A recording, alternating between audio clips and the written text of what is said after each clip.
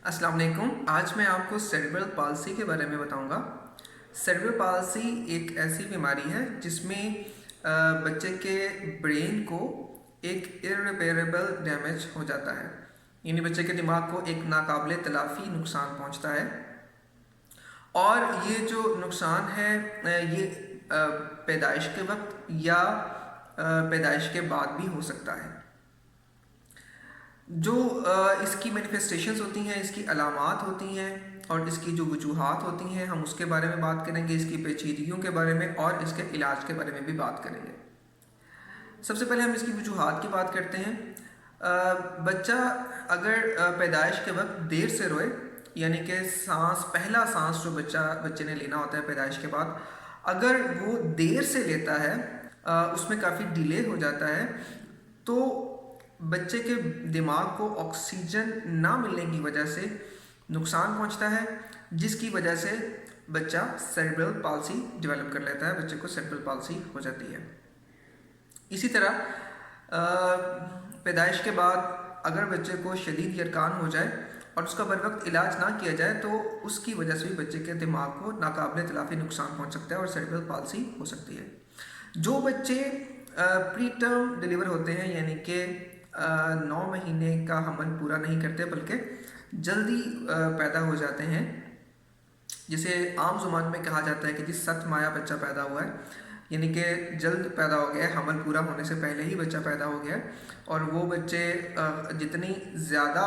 जल्दी पैदा होते हैं, यानी कि जितने ज़्यादा प्रीटर्म होते हैं, उतना ही ज़्यादा उनमें चांस होता है कि उनको ब्रेन उनका जो दिमाग है वो डैमेज हो सकता है।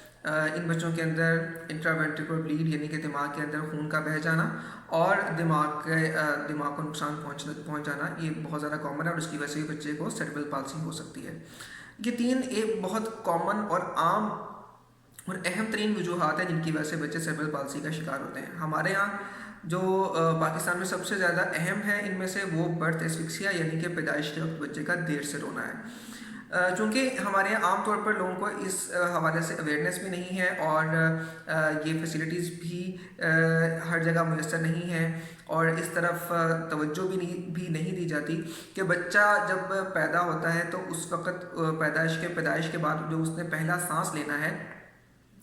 उसमें बच्चे को रिससिटेट करने के लिए, यानी कि उस सांस लेने के अमल में बच्चे को हेल्प करने के लिए भी एक डेडिकेटेड डॉक्टर का होना ज़रूरी होता है जिसका उस चीज़ में एक्सपीरियंस हो। और प्रेफरेबली अगर वो कोई चाइल्ड स्पेशलिस्ट है,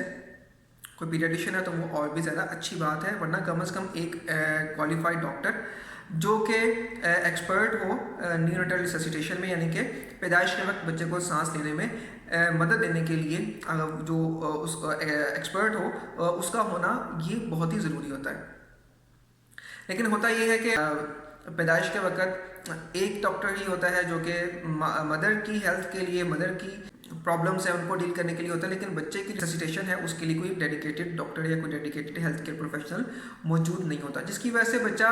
पैदाइश के वक्त अगर उसको सांस लेने में मुश्किल होती है, दुश्वारी होती है, तो वो उसकी चूँकि उसको टाइमली हेल्प नहीं किया जाता तो देर हो जाती है। तो फर्स्ट मिनट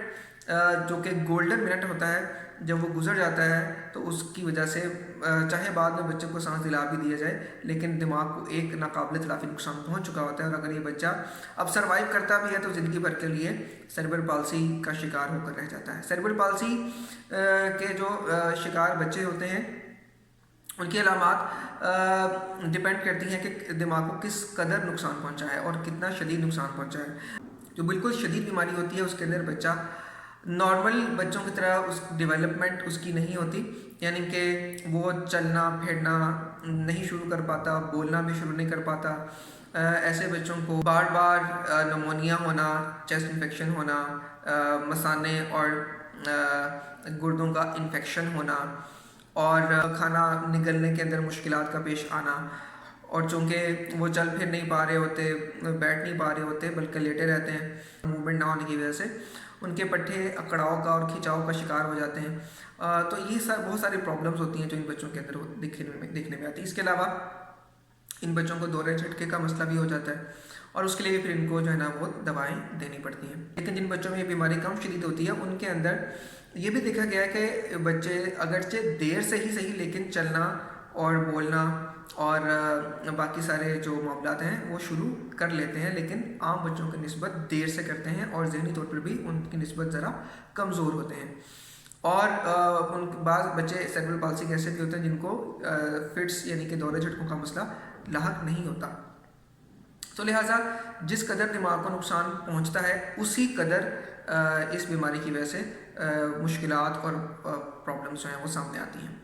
اب اس بیماری کا علاج کیا ہے؟ اس بیماری کا پرماننٹ اور مستقل طور پر کوئی علاج نہیں ہے، اور سب سے اہم ترین بات یہی ہے کہ اس سے بچا جائے، اس سے پریونشن کی جائے۔ اور پریونشن کا طریقہ کار کیا ہے؟ پریونشن کا طریقہ کار یہ ہے کہ جن وجوہات کی وجہ سے بیماری ہوتی ہے ان کو ختم کیا جائے۔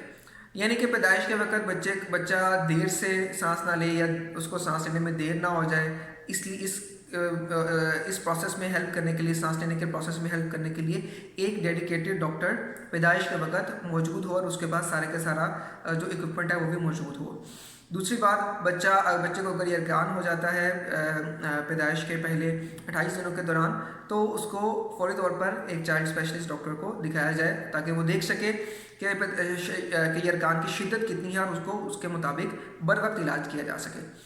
پری ٹرم بچے، پری میچور ڈلیوری یعنی کہ 9 ماہ سے پہلے بچے کا پیدا ہو جانا، حمل کے 9 ماہ سے پہلے بچے کا پیدا ہو جانا، اس کو پریونٹ کرنے کے لیے بھی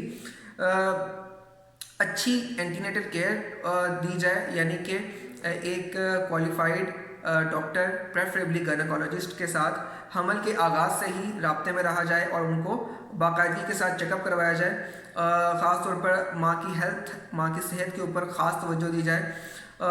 اگر خون کی کمی ہے یا شوگر ہے یا بلڈ پریشر ہے یا کوئی بھی اور پرابلم ہے ماں کو، تو اس کا بر وقت علاج کیا جائے تاکہ یہ سارے معاملات، چونکہ یہ پری ٹرم ڈلیوری کی طرف بچے کو لے کر جا سکتے ہیں، تو ان سے پھر بچا جا سکتا ہے۔